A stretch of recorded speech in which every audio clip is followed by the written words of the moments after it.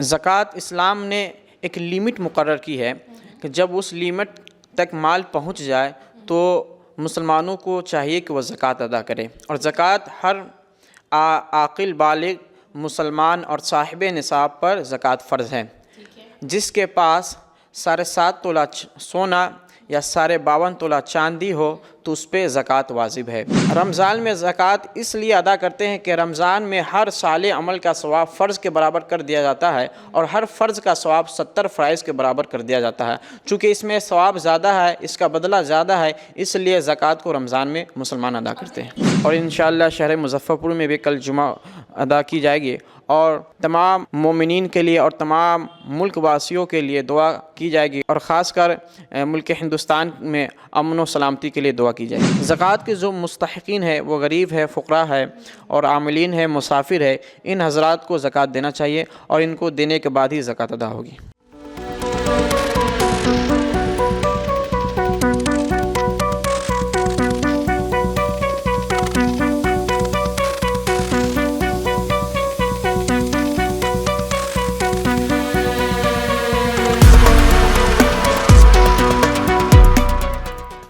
नमस्कार, first look Bihar में मैं निशा श्री आप तमाम दर्शकों का स्वागत करती हूं। और सिलसिला रमज़ान जो चल रहा है उसका आज तीसरा हिस्सा हम आपके सामने लेकर मौजूद हैं और हमारे साथ हर बार की तरह आज फिर से मुफ्ती मोहम्मद तौकीर हाशमी मिसबाही जी भी उपस्थित हैं। सबसे पहले तो एक बार फिर से आपका बहुत बहुत शुक्रिया, थैंक यू। और आज जानना चाहेंगे सिलसिला रमज़ान में ज़कात के बारे में, क्योंकि हम ज़कात के बारे में बहुत कुछ पूछ नहीं पाए थे और आपने बताया था कि ये काफ़ी विस्तृत हिस्सा होता है, एक दो लाइन में इसको बयान नहीं किया जा सकता।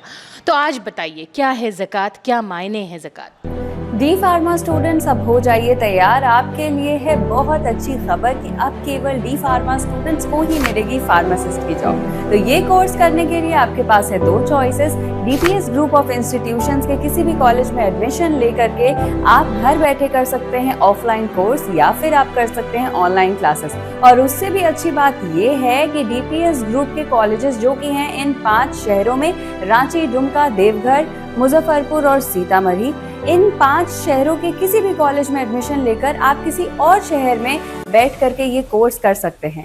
आपको कॉलेज के नाम और डिटेल्स मिल जाएंगे वीडियो स्क्रीन पर और बाकी किसी जानकारी के लिए दिए गए नंबर पर कॉल करें। तो मुझे कमेंट सेक्शन में बताना ना भूलें कि आखिर आप किस शहर में एडमिशन ले रहे हैं। बिस्मिल्लाहिर्रहमानिर्रहीम। इस्लाम की बुनियाद 5 चीज़ों पे है: तौहीद, नमाज, रोज़ा, ज़कात, हज। तो इस्लाम की जो बुनियादी चीज़ है उसमें से एक ज़कात भी है। ज़कात ये सन 2 हिजरी में रमज़ानुल मुबारक से पहले ये फ़र्ज़ हुआ और तकरीबन 1444 या 45 साल से मुसलमान ज़कात अदा कर रहे हैं। जी। और ज़कात का माना ये 2 माना है, एक है तहारत और पाकीज़गी और एक है नशो नुमा। यानी जब इंसान ज़कात अदा करता है तो उसका माल पाक हो जाता है और जिस तरीके से इंसान जब ज़कात अदा करता है तो उसकी माल में और ज़्यादा इजाफ़ा होता है। अच्छा, तो ये मायने हैं कि एक तरह से वो पवित्र हो जाता है जो भी उसकी संपत्ति है। ठीक है, कब देते हैं ज़कात, कब, ये रिवाज क्या है? ज़कात इस्लाम ने एक लिमिट मुकर्रर की है कि जब उस लिमिट तक माल पहुँच जाए तो मुसलमानों को चाहिए कि वह ज़कात अदा करें। और ज़कात हर आकिल बालिग मुसलमान और साहिब निसाब पर ज़कात फ़र्ज़ है। जिसके पास 7.5 तोला सोना या 52.5 तोला चांदी हो तो उस पर ज़कात वाजिब है। और फ़िल वक्त 7.5 तोला जो सोने का जो वज़न है 93 ग्राम 300 मिलीग्राम है और जिसके पास 52.5 तोला चांदी हो जिसका फ़िल वक्त वज़न 693 ग्राम या और 194 मिलीग्राम चांदी होता है। तो जिसके पास इतना सोना या चांदी हो या उसके पास इतना पैसा हो जिससे वो 52.5 तोला चांदी खरीद सके तो उस पर ज़रूरी है कि वो 2.5% ज़कात अदा करे। 2.5% ज़कात अपने पूरे जो उनकी जी, अपने माल में से 2.5% ज़कात अदा करें। तो ये बड़ा ही खूबसूरत एक हिस्सा हो गया। इसमें ये सवाल भी निकल के आ जाता है कि कौन लोग हैं जो ज़कात देते हैं। इस सवाल का जवाब भी मुझे मिल गया। तो मैं अगला सवाल ये पूछना चाहूँगी कि क्या केवल रमज़ान के वक्त में ही ज़कात अदा करते हैं या बाकी समय में भी कर सकते हैं? देखिए, ज़कात देने के लिए ज़रूरी है कि माल पर 1 साल गुजर जाए तब आप ज़कात अदा करें। चूँकि ये रमज़ान में भी दे सकते हैं और गैर रमज़ान में भी दे सकते हैं। जब साल गुज़र जाए तो ज़कात अदा करना है। अल्लाह के हबीब ने इरशाद फरमाया है कि जो शख्स जिसके पास माल हो तो वो उस वक्त तक ज़कात ना दे जब तक उस पर साल ना गुज़र जाए। चूँकि रमज़ान में ज़कात इसलिए अदा करते हैं कि रमज़ान में हर साले अमल का सवाब फ़र्ज़ के बराबर कर दिया जाता है और हर फ़र्ज़ का सवाब 70 फ़राइज़ के बराबर कर दिया जाता है। चूँकि इसमें सवाब ज़्यादा है, इसका बदला ज़्यादा है, इसलिए ज़कात को रमज़ान में मुसलमान अदा करते हैं। ये जो आपने अभी पूरी बात कही, इसको अगर हमारी भाषा में समझा करके आप बताएं तो जितने दर्शक हैं उनको भी समझ आएगा कि कितना महत्वपूर्ण है ये ज़कात। देखिए, ज़कात ये बहुत ज़्यादा अहमियत रखता है इस्लाम में और ये इस्लाम की बुनियादी चीज़ भी है। चूँकि ज़कात अदा करने से माल में बढ़ोतरी होती है और माल पाक साफ़ हो जाता है।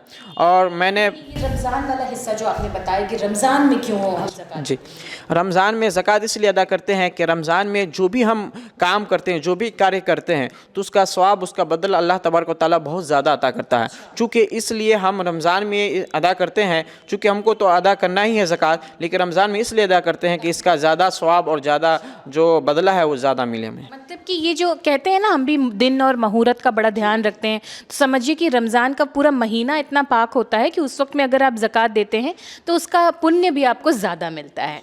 जी, तो इसके बाद मैं ये पूछना चाहूँगी कि कई बार ऐसा होता है कि घर में बड़ा परिवार है, बड़े लोग हैं परिवार में, लेकिन उसमें कुछ जो बच्चे हैं, भाई बहन हैं या माँ बाप भी हैं, तो वो गरीब रह जाते हैं, तो क्या उनको ज़कात माना जाएगा? देखिए, अगर माँ बाप या बेटा पोता गरीब है तो उसको ज़कात अदा करने से ज़कात अदा ना होगी। कायदा यह है कि उसूल फ़ुरू यानी उसूल यानी बाप परदादा इस तरीके से ऊपर चले जाए और इसी तरीके से फ़ुरू यानी बेटा पोता, तो इन हज़रात को ज़कात अदा करने से ज़कात अदा ना होगी, बल्कि इनको सदक़े नाफिला जो इस्लाम ने फ़र्ज़ करार नहीं दिया वो सब देना जायज़, इनको दे सकते हैं। एक तरह से उस चालाकी से बचाते हैं लोगों को, जिसमें कि लोग अपने ही माता पिता को कुछ दे करके या अपने ही पोते पोतियों को कुछ दे करके कहते हैं कि हमने ज़कात दे दी।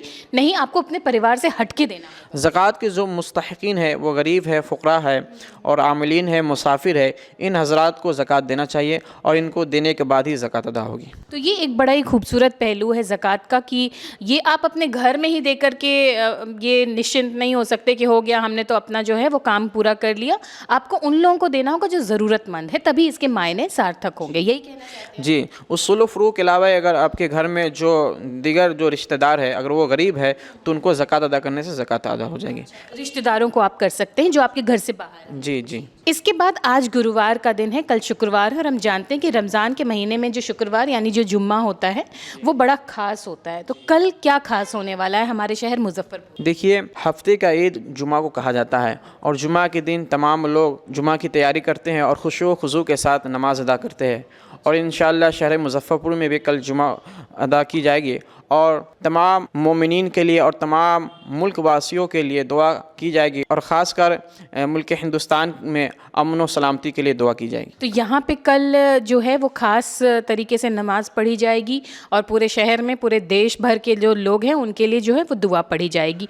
तो यही आप कहना चाहते हैं। और जैसा आपने कहा कि हर हफ्ते की ईद होती है जुमा, तो इसमें क्या ख़ास करते हैं? इसमें ख़ास ये करते हैं कि हम लोग तमाम लोग सुबह बेदार होते हैं और उसके बाद गस्ल वस्ल करके जुमा की तैयारी करते हैं, कुरान शरीफ की तिलावत करते हैं और खैरात व ज़कात लोगों में तकसीम करते हैं और जो नफली जो सदका है वो सब का एहतमाम करते हैं और गरीबों में तकसीम करते हैं। और कल आप कौन से मस्जिद में, आप बता रहे थे कि कोई पास के मस्जिद हैं जहाँ पर कि पूरे एक साथ इकट्ठा होकर के नमाज़ पढ़ेंगे, वो कौन सा वक्त होगा और कौन से वाले मस्जिद? गौसिया मस्जिद जो जुरन छपरे में वाक़ है और गौस मंजिल से मशहूर है, उसमें इंशाअल्लाह 1:05 पे जुमा की नमाज़ अदा की जाएगी और कसीर तादाद में लोग शिरकत करते हैं और वहाँ से निकलने के बाद अपने अपने घरों में लोग नमाज़ पढ़ के जाते हैं। तो ये सारी बात हो गई आज ज़कात के लिए। और कल जो जुमा होगा तो उसकी जो नमाज़ है उसमें क्या ख़ास बात है और किस किस जगह पर ये विशेष रूप से पढ़ी जाएगी, ये जानकारी हमने आपको दी। और कितना महत्वपूर्ण है ज़कात,